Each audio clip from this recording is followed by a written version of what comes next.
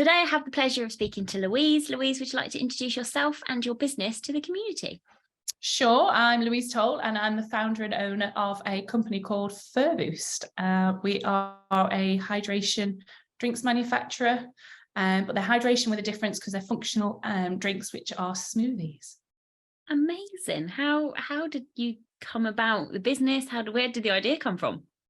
It's basically my own dog. So my first dog, she was 18 months old and developed a bladder problem is probably the best way to describe it, and it was all related to her food. So we did loads of checks, load of research, tests and whatever with the vet, parted with a large sum of money to be told that I was actually in control of the situation, which is a bit annoying as a dog owner because you think, no, I'm actually completely in control.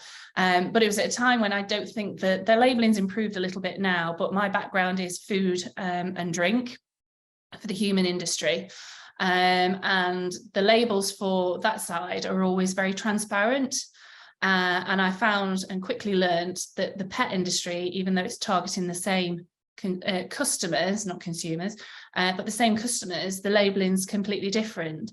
So I found it a little bit of an odd situation, really. And it's not until you understand it and get into the depth of it that you realise actually it was full of junk. And ever likely it was irritating a waterworks, but it was also summer and I needed to flush the issue away. So we developed the chicken butternut squash and cranberry drink, which kind of aligned with my role at the time because I was working for a company who were making and specialising in instant coffees, instant hot chocolates, but more importantly, meal replacement drinks and protein recovery drinks for sports nutrition. So I was like, well, I'll make her a protein smoothie. I couldn't find anything in the market to try and help flush the issue out. So started making it myself. And it was kind of in 2 weeks, she was a different dog. But it was then the dog walker said to me, because we had a dog walker come in every day to take her out whilst we were away at work. She was just like, she couldn't get over how different on so many different levels, because she's a beagle and she's a bit stupid. She was more alert. So she's more alert, she was better behaved. And we were kind of putting it down to that because she was hydrated. It's kind of like children at school, or, you know, yourself, if you're not hydrated, you just feel a little bit slow and you're not as alert as you normally are. So we started looking at putting other bits in there for a functional drink for her. And yeah, we've never really looked back. And because it's been my role within the food industry as part of a technical manager, you're bringing new products on board all the time to be innovative and keep customers engaged and excited. So we're launching new products all the time. So you have to be on top of your game for manufacturing processes, food safety, quality, and all the rest of it. So I was like, well, I can do this and I can launch it into the market, but I don't know anything about dog as such. So did a load of research and was very cautious about launching until we'd done quite a lot of research with dog owners to see if there was actually a market for this sort of thing. And then also to do 2-week trials with 40 dogs. So we could see if there was anything that was measurable with them. And we were getting measurable results, which was great. So we were like, actually, owners are noticing that their dogs are changing, whether their coat's better for it, they're better behaved, their diet's better, or, you know, their digestive tract, any of that sort of thing. And then it took us, from our initial research, it took us about 5 years to bring it to market because I couldn't manufacture a pet food in a food factory. And then the pet industry is not geared up for it. They're not geared up for anything that deviates from dry food, tin food, or tray food. So we took the plunge and invested in the manufacturing kit ourselves. Mm-hmm. So we do all the front end ourselves with our own kit. And then we have a manufacturer who does the back end, if you like, in the packing off for us, which is great. So that works out really well for us, which has also given us a sustainable packaging solution, which also was a bit of a struggle because of the war on plastic and single-use plastic. We wanted to avoid that. So we've got the cute little Tetra Pak cartons that we have today. Amazing. What a success story and transition and journey, and a journey full of love. Yes, it has come from the love of a dog, but it's been one massive journey just to trying to get to launch. And then when you launch, you go, woohoo, I've launched. And then you go, oh my gosh, I've now got to market it because nobody knows about us. So that was interesting because we launched, we forced the launch for December 2020. And that's purely because we got everything in place. And whilst it was still in the COVID times, we felt we had to launch and go down the e-commerce route, which was never in our business plan. It's not my area of expertise. It's still not my area of expertise, but it's one of those where it's just like, if we can get some sales out there and go into e-commerce, then that will do for now, because the retailers and, as you know, everyone else, they were struggling with not only fulfillment, but they weren't taking on any new suppliers or new products. So there was a lot going on at that time. So we parked it, went down the e-commerce route, and really didn't get going until September of 21. And that's because COVID restrictions had lifted, events had started, we could go to events, sample. Owners and the dogs were desperate to go out and socialise. So we put samples out and we were taken by storm. I don't think there's any, there is nothing that can describe that feeling of, oh my gosh, I don't know if my product, people are going to like it. Are they going to get us? Are they going to understand us? To selling out at our first show. And we took more than enough stock, but completely stocked out. So, and since then we've done nothing but grow. So it's been pretty spectacular. And you do have those moments of self-doubt in the beginning, because you're just like, is anyone else going to be as passionate about this as I have? But yeah, it's been brilliant. And since then we did summer this year, we did 27 events. So pretty much back to back on the road every weekend, sampling. Because it's a hydration drink, we had 3 heat waves, I think it was, this year. So they've helped, because everyone gets concerned about their dogs. But now we're also, whilst we've sort of got all of those home sort of dogs and family dogs bits addressed, we're now looking at the clinical functions of it. So it's more than just what it says it is for hydration. So we're now looking at our strategy to become a drink that can be used all year round, because that's what it can be done. You know, you can do that with it. And the beauty of it is, yep, it's a drink, but you can use it as a topper over food, freeze it, warm it up. People put whipped cream on it, so you can have it as like we call it the ultimate puppuccino. But yeah, it's really versatile. And if you're having any problems with your dog, it's just a way to entice them to either eat or drink, or, you know, get into better health. I think it's the only way. Amazing. So what's been the biggest learning for you since you became a business owner, moving out of the subject matter expert world into the business owner world?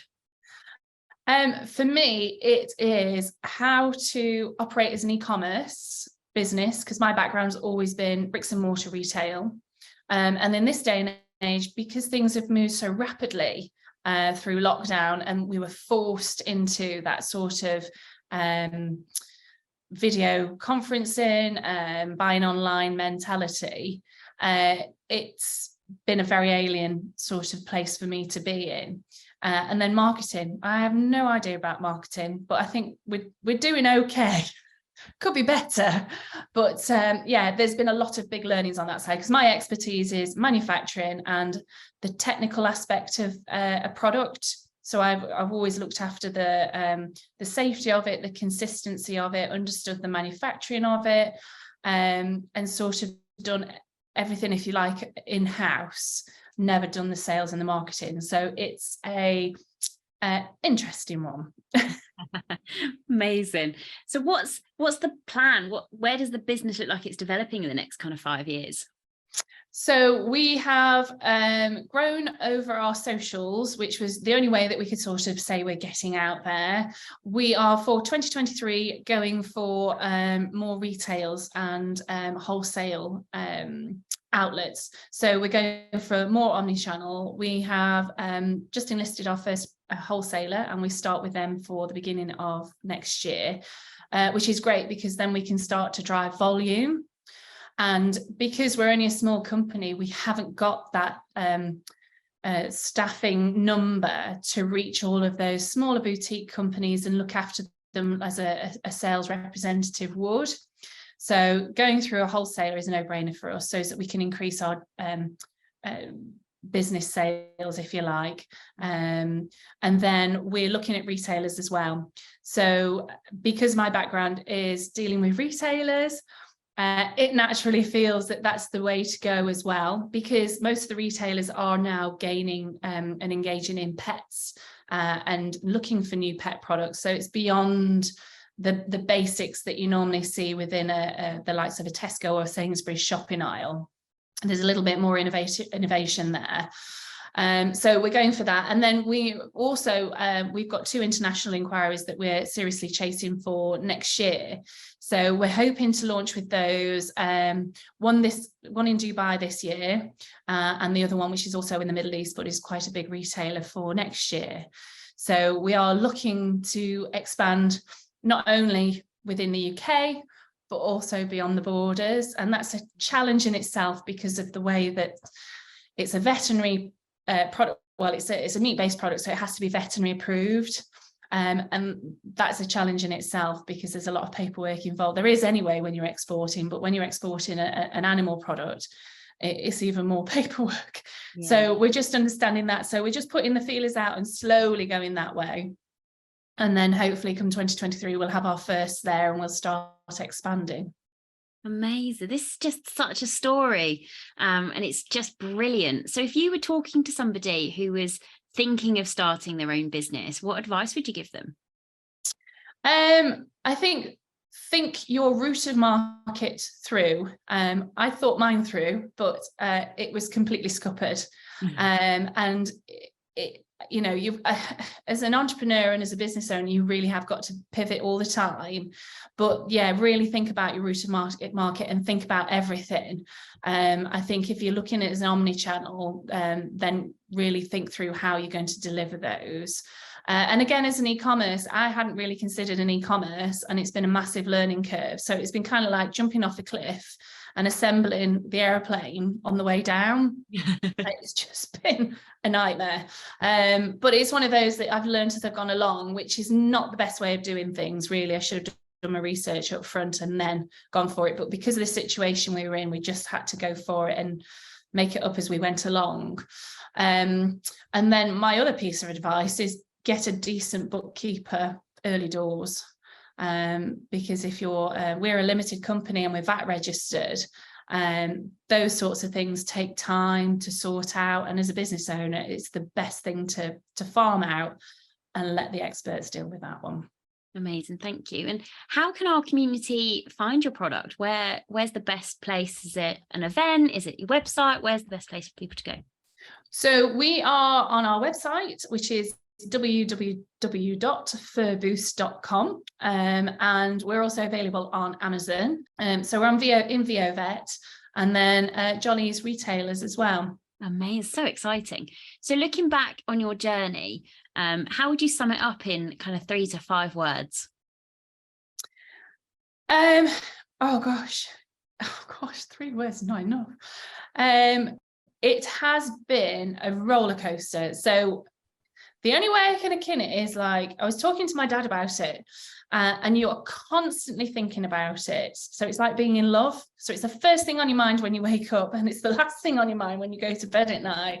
So it's been exhilarating. It's been tiring, but it's been so worth it. Amazing. That's a great way to sum it up.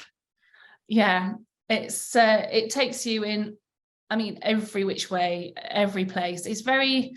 I find it very safe in my role as a technical manager in the food industry, because I knew the role inside out, back to front. I felt very comfortable in it, and this is just nowhere near it because you're covering every aspect of a business.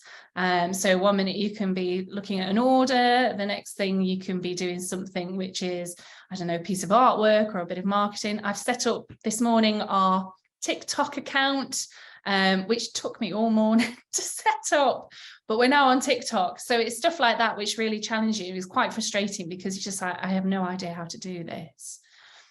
So it's very interesting, but that's the thrill of the chase. Amazing. Thank you so much, Louise. That wraps up our interview. Great job. Yeah. Thank you very much.